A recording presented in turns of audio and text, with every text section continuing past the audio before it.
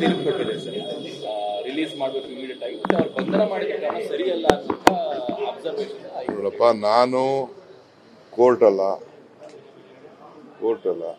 ನಮ್ಗೆ ಏನು ಸೆಕ್ಷನ್ ಹಾಕಿದೀವಿ, ಪೊಲೀಸರು ಏನು ಸೆಕ್ಷನ್ ಹಾಕಿದ್ದಾರೆ, ಸರ್ಕಾರ ಏನು ಹಾಕಿದೆ, ಇದಕ್ಕೆ ಯಾವುದಕ್ಕೂ ಸಂಬಂಧ ಇಲ್ಲ. ಕಾನೂನು ಉಂಟು, ಅವ್ರುಂಟು. ನಮ್ದು ಇದ್ರಲ್ಲಿ ಯಾವ ಇನ್ವಾಲ್ವ್ಮೆಂಟು ಇಲ್ಲ.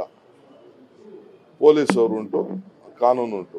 ಬಿಜೆಪಿ ಆರೋಪ ಮಾಡ್ತಿದ್ದಾರೆ, ಇದು ಡಿ ಕೆ ಶಿವಕುಮಾರ್ ಸಿಎಂ ಅವರು ಲಕ್ಷ್ಮೀ ಹೆಬ್ಬಾಳ್ಕರ್ ಅವರು ಸೇರಿ ಮಾಡ್ತಿದ್ದಾರೆ. ಎಲ್ಲರೂ ನನ್ನ ಏನು ಈ ರಾಜ್ಯದಲ್ಲಿ ಏನಾದ್ರೂ ನಾನೇ ಸಿಎಂ, ಎಲ್ಲದಕ್ಕೂ ನಾವೇ ಹೊಣೆ. ಸರ್, ಇವಾಗ ಜಾಮೀನು ಸಿಕ್ಕಿರೋದು ಅವ್ರಿಗೇನೋ ದೊಡ್ಡ ಗೆಲುವು ಅಂತ ಹೇಳ್ತಾ ಇದ್ದಾರೆ ಸರ್. ಹೌದಾ? ಅಯ್ಯೋ, ಅಲ್ಲ ರೀ, ಫಸ್ಟು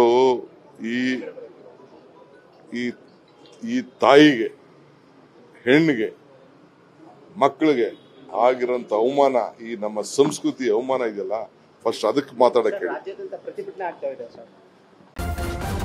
ನ್ಯೂಸ್ ಫಸ್ಟ್ ನಿರ್ಭೀತಿಯಿಂದ ನಿಮ್ಮ ಪರವಾಗಿ.